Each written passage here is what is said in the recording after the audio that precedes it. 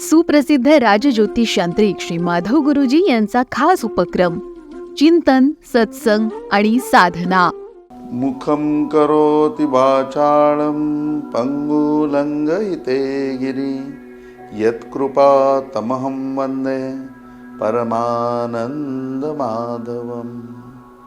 ओम साईराम. नेहमीप्रमाणे सत्संगाच्या माध्यमातून आपली भेट होत असते. नुकताच आपला 64 कलांचा गणपती आणि मुद्गल ऋषी यांच्या संवादातला पूर्णपणे असा जो सत्संग होता तो कालच पूर्ण झाला. आणि तो पूर्ण झाला असताना इन बिटवीन आपल्या सगळ्यांची झालेली चर्चा, त्याचप्रमाणे प्रत्येकाने तुम्ही दिलेली सजेशन किंवा तुमच्या मनामध्ये नक्की काय ऐकून घेण्याची इच्छा आहे आणि तुमच्या सगळ्यांचं श्रीकृष्ण परमात्म्यावर असलेलं प्रेम, आणि अर्थातच तुम्ही सगळ्यांनी एक असा विषय सांगितला की या सत्संगाच्या माध्यमातून आम्हाला कृष्ण जास्तीत जास्त समजून घ्या. आणि त्यावेळेला आपली 64 कला चालू होत्या. मग त्या माध्यमातून प्रश्नमंजुषाही आपण पूर्णपणे श्रीकृष्ण परमात्म्यावरती घेत होतो. आणि ती प्रश्नमंजुषा घेत असताना आणि तुमचं श्रीकृष्ण परमात्म्यावर असलेलं प्रेम, तुम्ही त्यामध्ये देत असलेली उत्तरं आणि तुमची जाणून घेण्याची उत्सुकता पाहून मला खूप आनंद वाटला. आणि याकरता आता या सत्संगामध्ये आपण नवीन विषय घेतलेला आहे. जो विषय आपण घेतलेला आहे तो आहे कृष्णधाम यात्रा. म्हणजे कृष्णधाम जे आहेत, म्हणजे प्रत्येकाला श्रीकृष्ण परमात्म्याबद्दल माहिती आहे, परंतु माझ्या आयुष्यामध्ये मला जो श्रीकृष्ण समजला त्याच्यामध्ये मी वन ऑफ द बेस्ट एक लकी होतो की मला गुरु खूप चांगले मिळाले. माझे गुरु अनिरुद्ध स्वामी उपाध्याय काशीचे, की ज्यांनी इकडे मी पूर्णपणे ॲस्ट्रॉलॉजी शिकलो. आणि ती ॲस्ट्रॉलॉजी शिकत असताना मग त्याच्यामध्ये एक एक विषय, एक एक कॅरेक्टर ते घेऊन आम्हाला शिकवायचे. मग त्याच्यामध्ये ज्यावेळेला त्यांनी आम्हाला वृषभ रास शिकवली, ज्यावेळेला प्रॉपरली त्यांनी आम्हाला रोहिणी नक्षत्र शिकवलं, त्यावेळेला ते शिकवत असताना श्रीकृष्ण परमात्मा हे त्यांनी कॅरेक्टर घेतलेलं होतं की श्रीकृष्ण परमात्मा बघून तुम्ही वृषभ रास आणि पूर्णपणे रोहिणी नक्षत्र शिकू शकता. आणि मग त्या रोहिणी नक्षत्राच्या कला, त्याच्यामध्ये भगवान श्रीकृष्णाचं असलेलं अस्तित्व, वृषभ राशीला अनुसरून असलेलं श्रीकृष्ण परमात्मा, आणि मग त्याला अनुसरून बाकी मग योगी पुरुषांच्या पत्रिकेमध्ये येणारे योग, श्रीकृष्ण परमात्म्याच्या पत्रिकेमध्ये असलेले योग, एकूण पत्रिकेवरील अभ्यास, असा सगळा तो उपक्रम चालू होता. आणि तो उपक्रम चालू असताना कधी आम्ही 1 महिना मथुरेला राहायचो, कधी आम्ही 1 महिना वृंदावनला राहायचो, कधी 1 महिना त्याने आम्हाला द्वारकेला नेलं.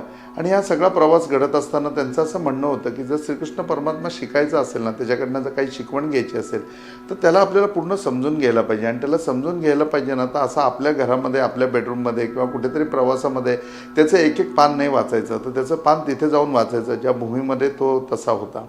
माझे गुरु कायम सांगायचे की कृष्ण आहे ना, प्रत्येक ठिकाणचा कृष्ण वेगळा आहे. मथुरेचा कृष्ण वेगळा आहे, वृंदावनचा कृष्ण त्याहून वेगळा आहे, कुरुक्षेत्रामध्ये उभा असलेला कृष्ण त्याहून वेगळा आहे, पंढरीच्या पांडुरंगाला म्हणजे पंढरपुरामध्ये उभा असलेला कृष्ण तोही खूप वेगळा आहे, तिरुपती बालाजीला गेलो तर तिथे उभा असलेला कृष्ण तो सुद्धा खूप वेगळा आहे, आणि ज्या वेळेला आपण द्वारकेमध्ये जातो त्यावेळेला द्वारकाधीश कृष्णसुद्धा खूप वेगळा आहे. असं वेगवेगळ्या ठिकाणचा कृष्ण ते आम्हाला शिकवत होते आणि सांगत होते. एक दिवस ते आम्हाला उडपीला घेऊन गेले, आणि उडपीला घेऊन गेलेला असताना तिथला श्रीकृष्ण परमात्मा त्यांनी आम्हाला समजावून सांगितला. आणि मग असा 12 ठिकाणचा कृष्ण ज्या वेळेला मला समजला, ही कृष्णाची 12 धाम मला समजली, त्यावेळेला त्याचा एक मेसेज करून व्हॉट्सअपवरती मी पाठवलेला होता, ज्याला भरपूर लाईक आणि भरपूर काही त्याकरता प्रत्येकाने आनंद व्यक्त केलेला आणि सांगितलेलं होतं की आम्ही या ठिकाणी जाण्याचा नक्की प्रयत्न करू. परंतु त्या ठिकाणी नुसतं जात असताना नुकतं तिथे जाण्यात फायदा नाही, तर तिथे गेल्यानंतर तिथला श्रीकृष्ण परमात्मा काय, तो आपल्याला काय शिकवण देतो, तो आपल्याला काय सांगतो, त्याच्याकडे नक्की तिथे जाऊन काय गुण घ्यायचा आहे. कारण श्रीकृष्ण परमात्मा अमर्याद पुरुषोत्तम आहे. आपल्याला अमर्याद पुरुषोत्तमामधनं एखादी गोष्ट घेता येईल, जी घेता येईल ती सुद्धा अमर्याद राहील, पण ती अमर्याद होत असताना आपल्याला कुठेतरी ती समजून घ्यायला पाहिजे. कुठेतरी आपल्याला श्रीकृष्ण परमात्म्याबद्दल प्रेम निर्माण व्हायला पाहिजे. प्रेम असेल तर आपल्याला त्याच्याबद्दलचं ज्ञान निर्माण व्हायला पाहिजे. ज्यावेळेला ज्ञान निर्माण व्हायचं असेल तर आपल्याला त्याचा सहवास लाभला पाहिजे, आणि त्याचा सहवास लाभायचा असेल ना तर त्या ठिकाणी जाऊन त्याचा सहवास लाभून घेतला पाहिजे. आणि मी स्वतःला खूप लकी समजतो की माझ्याबरोबर माझे गुरु होते, आणि एक महिना आम्ही ज्यावेळेला द्वारकेला जायचो ती प्रत्येक गोष्ट त्यांनी मला सांगितली. इव्हन तो त्यांना कधीही आवडायचं नाही की आम्ही गोमती तीर्थावरती चाललो असेल आणि पायामध्ये चप्पल घातली असेल, ते पहिल्याच दिवशी आम्हाला ओरडले की नाही, म्हणून इथे जर तुम्हाला यायचं असेल तर तुम्ही पायात चप्पल नका घालू, अन्यथा तुम्ही येऊ नका. मग आम्ही म्हटलं असं का? त्याला ते म्हटले की अरे या भूमीला कृष्णाचे पाय लागलेत, कधीतरी या मातीला कृष्णाचा स्पर्श झाला आहे. आणि अशी भावना व्यक्त केली की द्वारकाधीश आजसुद्धा आहे, आपण द्वारकाधीशला भेटायला आलो आहे, तर रोज एकदा तरी तो द्वारकेमध्ये येऊन जातो. मग त्याच्या पायाची जी काही वाळू आहे, त्याच्या पायाला लागलेली जी काही माती आहे, त्या मातीला आपल्या पायांचा तरी स्पर्श होईल किंवा त्या मातीचा स्पर्श आपल्या पायांना होईल, तरीसुद्धा श्रीकृष्ण परमात्मा आमच्यामध्ये सामावायला वेळ लागणार नाही, तो समजायला आम्हाला वेळ लागणार नाही. ती भावना इतकी सुंदर होती की आम्ही त्यावेळेला 12 धाममध्ये ज्यावेळेला फिरलो त्यावेळेला पायामध्ये चप्पल वापरली नाही. का तर त्या भूमीचा स्पर्श आपल्या पायाला व्हावा, कुठेतरी त्या भूमीच्या स्पर्शाने आपला उद्धार व्हावा. आणि खरोखरी त्यामुळे जो एक कृष्ण समजला तो खूप आगळा वेगळा कृष्ण होता. कृष्ण कायम म्हणायचे की मी जर कुणाला कळलो असेल ना तर तो राधेला कळलो. मी विराट स्वरूप अर्जुनाला दाखवलं. अर्जुनाला जे दर्शन झालं ते जगाच्या पलीकडे खूप वेगळं होतं की त्याने अनेक रूपांमध्ये असलेला कृष्ण बघितला. पण खरं सांगतो, राधेकडे जो कृष्ण आहे तो कृष्ण या कुठल्याही विराट स्वरूपामध्ये नाही. या विराट स्वरूपामध्ये तो कृष्णच नाही.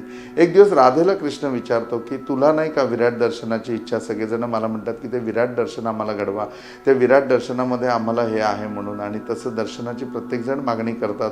तर तुला वाटत नाही की असं कुठलं दर्शन माझं घ्यावं? त्यावेळेला राधा शांतपणे म्हणाली की त्या विराट स्वरूपामध्ये सुद्धा माझ्याकडे जो कृष्ण आहे तो कृष्ण त्याच्यामध्ये नाही आहे, तर मी तो घेऊन काय करू?